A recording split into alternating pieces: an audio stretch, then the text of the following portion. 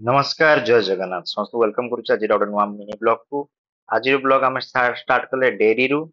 Dairy आप देख पारे खरा दिन अलरेडी आसीगला केउझर रे बाहर मुझे जानी केमती कौन टेम्परेचर अच्छी एटी अलरेडी हिट वे बाज जाऊँगी गरम तो सकालटा बहुत गरम लगुच संध्या बेले सेमती भल थंडा पाग कर भल पाग कर सकाल एक्सेस गरम कर देख पारे केमती सब आमर फैन लगी प्लस फगर लगी आम खराबल टा केमती मैनेजमेंट करुचु केमती आम समर मैनेज करुचु डेरी କାରଣ ଗାଈ ମାନେ ଏଗୁଡା ସବୁ ବାହାରୁ ଆସୁଛନ୍ତି ତ ଏମାନଙ୍କୁ ଗରମ ଟିକେ ବେଶୀ ଲାଗେ ତ ଆମେ ସେଟା କେମିତି ମ୍ୟାନେଜ କରୁ ସେଇଟା ହିଁ ଆପଣଙ୍କୁ ଗୋଟେ ଦେଖେଇବି।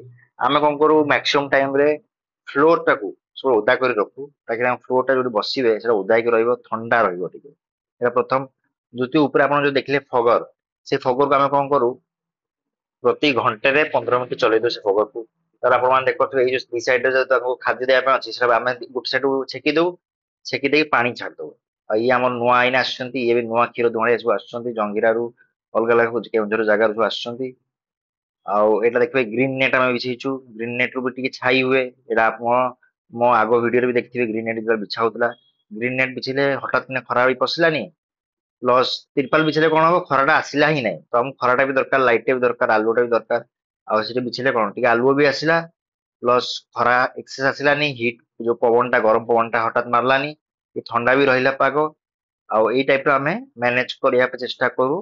ଏଇଟା ଆପଣ ଦେଖିପାରୁଥିବେ ନା ବତକ ଗୁଡା ସେପଟୁ ତାର ଆଡୁ ଗଳି ଆସିଯାଇଛନ୍ତି ଆମ ଡାଇରୀ ଆଡୁ ସେଟା ସେପଟ ପଛଟା ହଉଛି ଆମର ଗୋଟ ସେଟ ଟା ଆଉ ଡଗ ସେଟ ଟା ସେଠୁ ହି ଦେଖନ୍ତୁ ଆସି ଯାଉଛନ୍ତି କେମିତି ସବୁ ତାର ପଟୁ ଗଳି ସବୁ ଏପଟକୁ ପଳେଇ ଆସୁଛନ୍ତି। ଆଉ ଏଠି ସବୁ କୁଟା ରଖା ହେଇଛି ସେମାନେ ତ ଚରି ଯାଉଛନ୍ତି କୁଟାରେ ଆଉ ଯୋଉ କଚଡା ରଖା ହେଇଛି ନଡା ରଖା ହେଇଛି ସବୁ ଗାଈ ମାନଙ୍କ ପାଇଁ ସେଇ ତ ସବୁ ଆସିଯାଉଛନ୍ତି। ଆଉ ଇଏ ଦେଖନ୍ତୁ ଇଏ ହଉଛି ରକେଟ ଆପଣ ଜାଣିପାରୁଥିବେ ଇଏ ହଉଛି ୟା ନା ହଉଛି ରକେଟ ଆମେ ଦେଇଛୁ କାରଣ ଦୌଡେ ବହୁତ ସ୍ପିଡରେ। ୟା ନା ରକେଟ ଇଏ ଦେଖନ୍ତୁ ବୋଧେ ବତକ ଫାଷ୍ଟ ଟାଇମ ଦେଖିଲା କି ତାଙ୍କ ସହିତ ଫାଷ୍ଟ ଇଣ୍ଟରାକ୍ସନ କଲା ତାଙ୍କୁ ଦୌଡଉଛି କି ତାଙ୍କ ସହିତ ସେ ଖେଳୁଛି ତାଙ୍କୁ ଆଟାକ କରିଦଉଛି ଦେଖୁଛନ୍ତି ଇଏ ଗୋଟେ ମଜାର ଦୃଶ୍ୟ। ଫାର୍ମରେ ହିଁ ଆପଣ ଏଇଭଳିଆ ସବୁ ଦୃଶ୍ୟ ଦେଖିବାକୁ ପାଇବେ ଯେତେବେଳେ ଅନ୍ୟାନ୍ୟ ଜିନିଷ ଅନ୍ୟାନ୍ୟ ପ୍ରଜାତି ସବୁ ଲୋକ ଆସିକି ମିଶିବେ ଲୋକ ତ ନାହିଁ ପଶୁ ଯେତେବେଳେ ଆସିକି ମିଶନ୍ତି ଏଇଭଳିଆ ଆପଣ ଜିନିଷ ଦେଖିବାକୁ ପାଆନ୍ତି।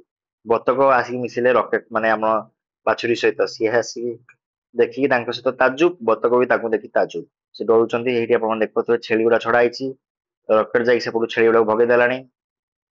ଆଉ ଏଇଭଳିଆ ହିଁ ଆମ ଫାର୍ମ ଦୃଶ୍ୟ ବହୁତ ମଜା ଆସେ ଆନନ୍ଦ ଆସେ ପିସଫୁଲ ଲାଇଫ। ଏଟା ସମସ୍ତେ କମ୍ପ୍ଲେନ କରନ୍ତି କଣ କରନ୍ତି ସେ ଅଲଗା କଥା କାହାର କେମିତି ପସନ୍ଦ ହେଟା ବି ମୁଁ ଜାଣିନି ବଟ ମତେ ପିସଫୁଲ ଲାଗେ ଫାର୍ମ। ଏଇନା କିଛି ଦିନ ହେଲା ଟେନସନ ଚାଲିଛି କାରଣ ଫାର୍ମ ମ୍ୟାନେଜମେଣ୍ଟ ଇଟସେଲ୍ଫ ଗୋଟେ ବହୁତ ବଡ ଟାସ୍କ ଷ୍ଟାର୍ଟିଂ ଷ୍ଟାର୍ଟିଂ ଟେନସନ ନେବାକୁ ପଡେ ବଟ ଆଗକୁ ଦେଖାଯାଉ କଣ ହଉଛି ମୋ ଡିସିଜନ ଠିକ ରହୁଛି ଭୁଲ ରହୁଛି ଫାର୍ମ ଷ୍ଟାର୍ଟ କରିବାର ସେଟା ଆଗକୁ ଜଣା ପଡିବ। ଏଠି ଆପଣ ଦେଖୁଥିବେ ଏଠି ବି ଆମେ ଗ୍ରୀନ ନେଟ୍ ବିଛେଇ ଦେଇଛୁ ତାକି ବତକ ମାନେ ବି ହଠାତ୍ ବାହାରକୁ ଯାଇପାରିବେନି ପ୍ଲସ ମାନେ ଗୋଟେ ଟ୍ରାନ୍ସପରେଣ୍ଟ ରହିବନି ଫାର୍ମ ଟା ବି ଟିକେ ବାହାର ଆଡୁ ଛେକି ହେଇକି ରହିଲା ଗରମ ପବନ ଟା ବାଜିଲାନି। ଆଉ ଏଇ ଟାଇପରେ ହିଁ ଆମେ ମ୍ୟାନେଜମେଣ୍ଟ କରୁ। ଆପଣଙ୍କୁ ଆଉ ଗୋଟେ ନୂଆ ଜିନିଷ ଦେଖୁଛି କ୍ୟାଲସିୟମ ଖରା ଦିନେ କ୍ୟାଲସିୟମ ଟା ହଉଛି ମ୍ୟାଣ୍ଡେଟୋରି କ୍ୟାଲସିୟମ ଟା ଦେବା ନିହାତି ଦରକାର। ମଲ୍ଟିଭିଟାମିନ କ୍ୟାଲସିୟମ ଏଇ ଦିଟା ଜିନିଷ ନିହାତି ଦରକାର ଆମେ ଏଇଟା କାଲ ଶକ୍ତିରେ ଦଉଛୁ ଭଲ ପଡିଛି ଭଲ ଆମର ରେସପନ୍ସ ଆସୁଛି ୟାର। ତାପରେ ଗୋଟେ ମୋଷ୍ଟ ଇମ୍ପୋର୍ଟାଣ୍ଟ ଜିନିଷ ହଉଛି ମିନେରାଲ ମିକ୍ସଚର ଇଏ ହଉଛି ଆଗ୍ରିମେଣ୍ଟ ଫର୍ଟେନ ମିନେରାଲ ମିକ୍ସଚର ବିଭାଗ company one of the best company mineral mixture. ଏଟା ବି ଟିକେ କଷ୍ଟଲି ଆସେ ପାଖାପାଖି 203 ଟଙ୍କା ପର କିଲୋ 1100 ସମଥିଙ୍ଗ ହଉଛି 5 କିଲୋ ପ୍ୟାକେଟରେ ଏଟା। ଏଟା କେମିତି ଦିଅନ୍ତି ନା 50 ଗ୍ରାମ ଦିଅନ୍ତି ଗୋଟେ ପର ଗାଈ 50 ରୁ 80 ଗ୍ରାମ ଆପଣ ପର ଗାଈ ଦେଇପାରିବେ ଗୋଟେ ଦିନରେ।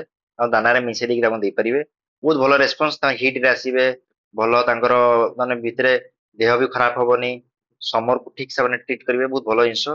ତ ଏଇଭଳିଆ ଏକ୍ସାଇଟିଂ ବ୍ଲଗସ ଆଗକୁ ବି ଆସୁଛି ଆପଣ ମୋ ସହିତ ଯୋଡିକି ରୁହନ୍ତୁ ଦେଖା ହବା ନେକ୍ସଟ ବ୍ଲଗ ରେ। ଜୟ ଜଗନ୍ନାଥ।